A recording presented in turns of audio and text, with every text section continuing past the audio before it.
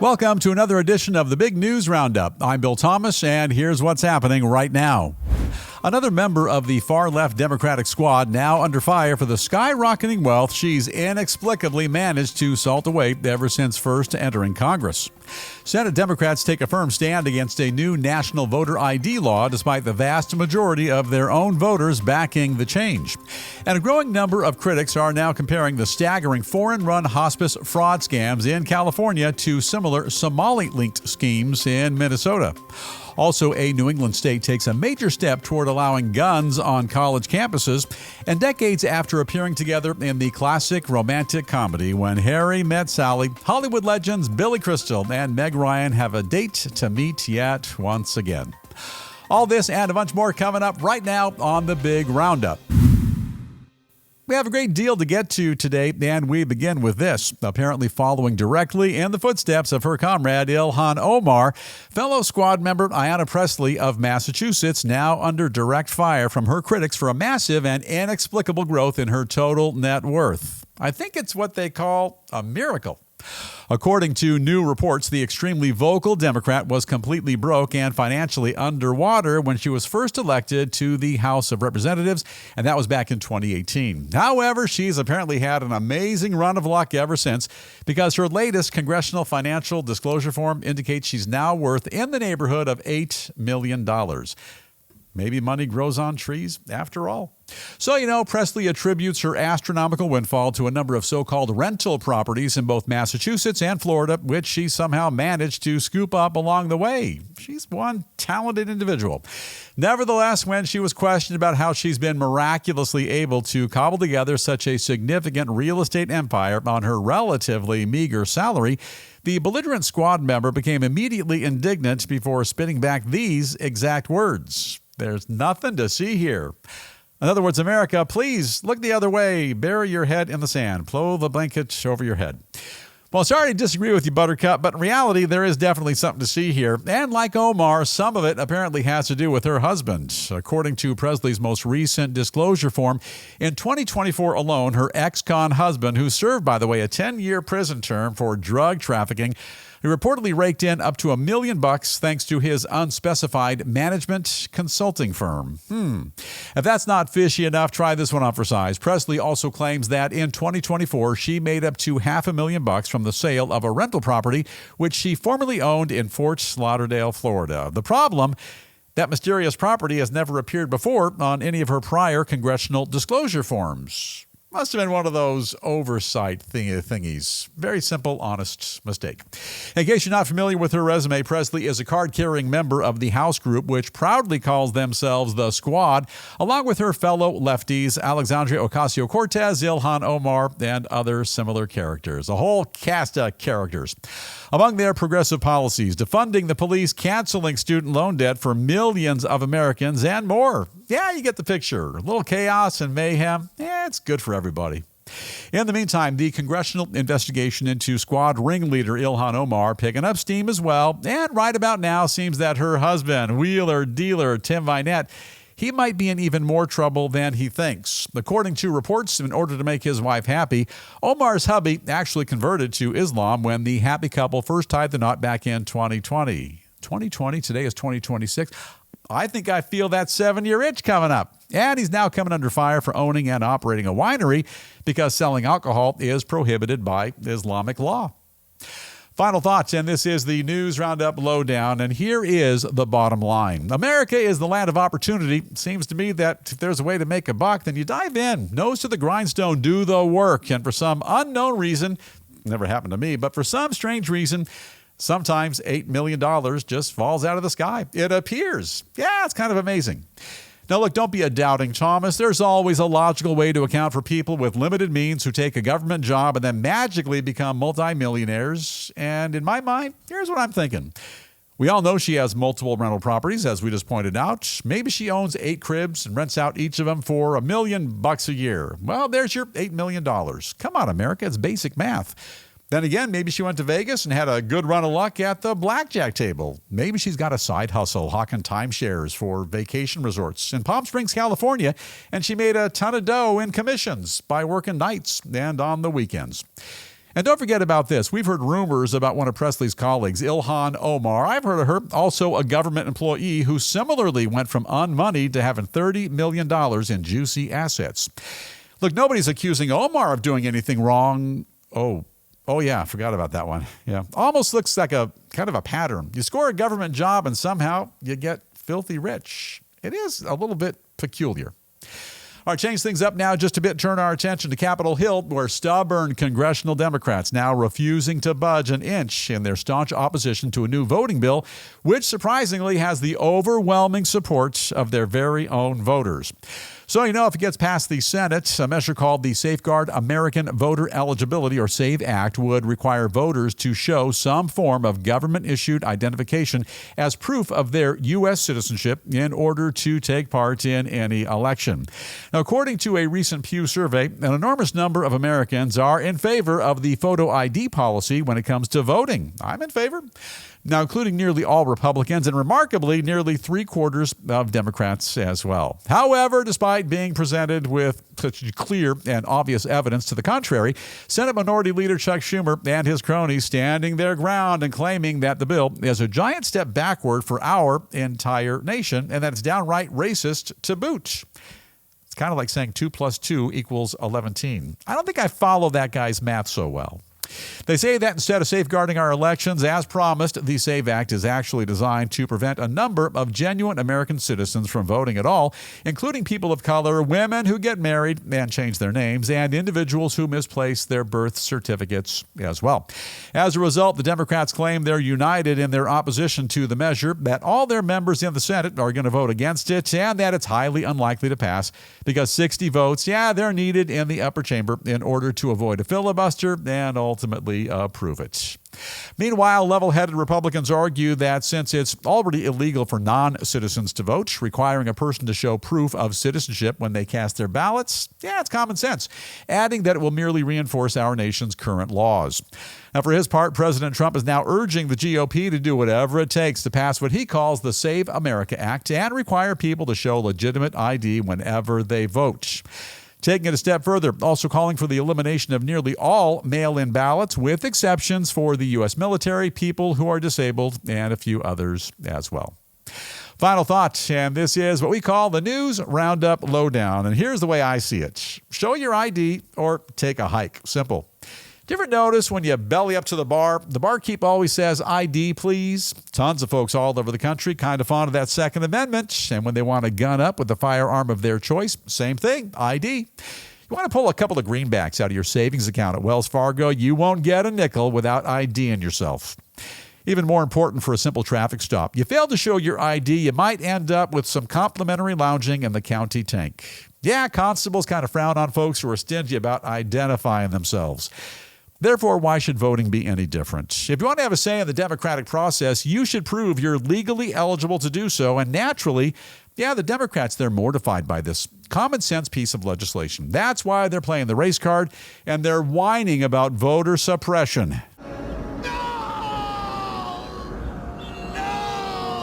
It's a goofy shell game meant to disguise the fact that the Democrats live and thrive on votes from people with no ID, people who are not here legally.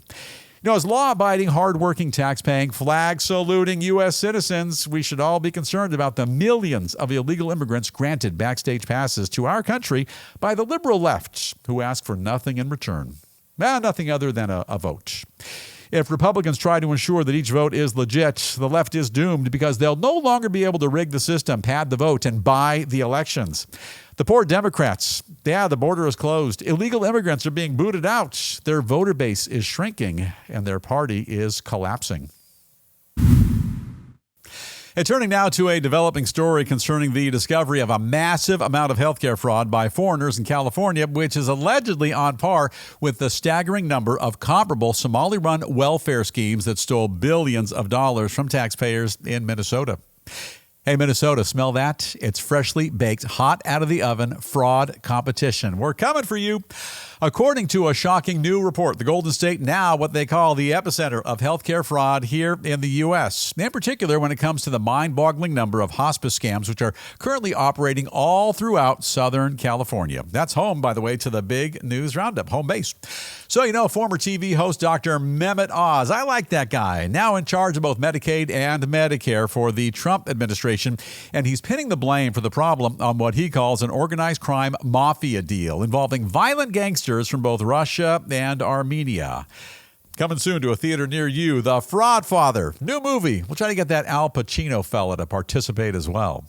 Oz says that right now, this foreign mafia has apparently taken over the entire hospice system, especially in the L.A. area right here. And he goes on to claim that these gangsters have been setting up bogus hospices throughout the entire state, that they're cutting in dozens of corrupt doctors as well, and that they're treating a bunch of compromised patients as part of their diabolical scheme. As proof, he's pointing to one recent criminal case in California in which a couple of foreign nationals wound up pleading guilty to skimming, check this out, $16 million in taxpayer money as part of a lengthy Medicare scheme involving fake hospice companies, false billing claims, and money laundering. I'll tell you, Minnesota, Tim Walz, check this out. You and your cronies got to be taking night fraud classes from California. Look at those guys go. It's amazing. Even more troubling, this kind of Medicare fraud in California, apparently nothing new. Several years ago, even the state auditor's office sounded the alarm about the massive number of fraudulent hospice operations in the LA area, warning that a large and highly organized effort already underway to steal millions from state taxpayers. At that time, investigators tracked down the addresses of dozens of fake hospices, which were suspiciously located within a mile of each other in the San Fernando Valley, about 30-40 minutes outside of downtown LA. Recently, Dr. Oz returned to the scene of the crime, and now he claims he's just discovered $3.5 billion worth of alleged hospice fraud, which is currently taking place within a 4-block radius in that same area, LA's San Fernando Valley. And like they say in crime, go big or go home. Final thought, and this is what we call the News Roundup Lowdown. It's just one great scam after another. It never stops. Some folks are downright nauseous over all the fraud, waste, and abuse going down in the fine state of Minnesota. And this may also make you want to pitch your cookies. By now, most of us know a thing or two about Dr. Oz, and we also tragically know a thing or three about failed California governor, Gavin Newsom, and a brief kind of a comparison contrast between the two. Dr. Oz, I like this guy. He's a very well-regarded, board-certified cardiothoracic surgeon, a university professor, and the administrator for the Centers for Medicare and Medicaid Services. Now the other guy, Governor Newsom, a government employee who heads up a state with unchecked crime, out-of-control, deadly, and destructive wildfires, a massive homeless population, underperforming schools, and a bunch more. Yeah, he's got a stellar resume. Now, armed with that information and given the facts, you got to put your thinker to good use and determine who's truthing and who's trying to distort the facts. You can believe the well-educated, universally well-liked, and extremely talented surgeon who says foreign gangs are rigging the hospice system and scamming millions in Medicare fraud in California, or listen to Governor Newsom calling those claims racist. Very well-researched retort there, Governor Newsom. You, sir, are on top of your game.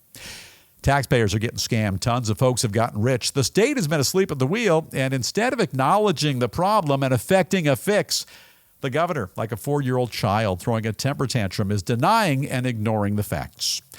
Make no mistake, this affects you, me too. If it's happening right in Minnesota and here in California, it could well be happening in your state as well. And it's your money that's being hijacked. More importantly, this Governor Newsom fellow wants to be the next president of the United States, which would be absolutely tragic for the country and for the entire world. Our shift gears now, turn our spotlight onto the latest victim of the repressive and barbaric policies of the Chinese Communist Party. A Hong Kong-based pro-democracy media tycoon, a guy named Jimmy Lai, a guy we've talked about here on the program in the past, just received the longest prison sentence ever handed out under China's brutal national security law designed to crush any form of protest against the Chinese communist regime. In a widely criticized decision, the 78-year-old journalist was sentenced to 20 years in prison by the CCP following his recent conviction on charges including both colluding with foreign forces to threaten China's security as well as conspiracy to publish seditious articles. So, those charges relate to a Hong Kong newspaper founded by Lai, which was highly critical of the Chinese regime. And critics say that the reporter's arrest and conviction simply clear and compelling evidence of China's brutal crackdown on freedom of press, freedom of speech, and a bunch more.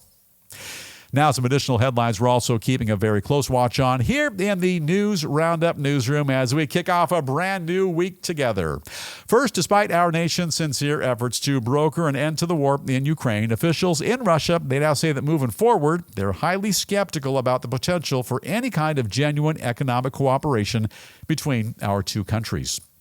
Additionally, the Kremlin also says that our nation's current stranglehold on the Cuban economy is having its desired effect and that the fuel situation on our island neighbor right off the coast of Florida now extremely critical. In my mind, I think Cuba is going to fall, and in the very near future. Meanwhile, European officials now claim that Western sanctions are taking an extreme toll on Moscow and that the entire Russian economy might soon reach a breaking point. The world is changing minute by minute. Closer to home, the Republican-led New Hampshire House of Representatives has just passed a groundbreaking measure which would finally end gun-free zones and allow people to carry firearms on college campuses throughout their entire state. I got to think about that. And what do you think about it? Leave us a comment right here. I want to know where your head's at on that one. Meanwhile, in New Mexico, Democrats in the state Senate just muscled through a bill which contains both a widespread ban on semi-automatic weapons as well as much stricter regulations for gun dealers. And moving along with the stock market currently hovering in unprecedented territory, check out your 401k. President Trump now predicts that before his term ends, the Dow Jones Index will double, eventually crossing the mythical 100,000-point mark. Also says he was right about everything, but that's another story.